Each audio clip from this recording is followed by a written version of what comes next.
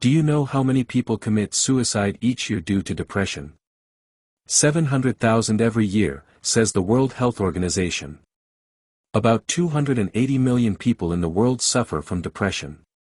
How can we protect ourselves from mental health-related ailments like stress, mental exhaustion, and disease? How important are your thoughts to moving forward in your life?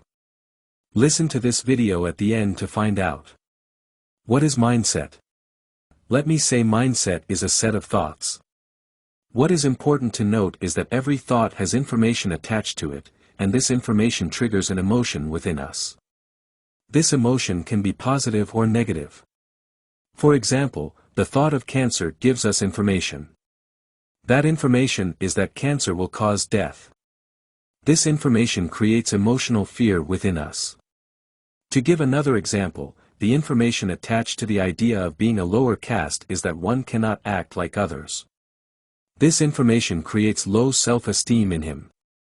That's how public spaces have perceptions about lower caste people, that they can't do well or can't perform better.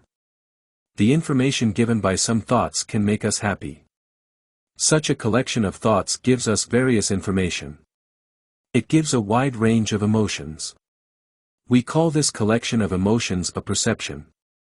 For example, when we name certain organizations that are against the gospel, the emotion it creates in us gives us a perception or view of those organizations. What is the importance of mindset? The mindset that drives conceptualization. Our mindset can either move us forward and achieve our dreams or hold us back. So, it is very important that we protect our mental state. Does our mind affect the brain? Or does the brain affect our mind?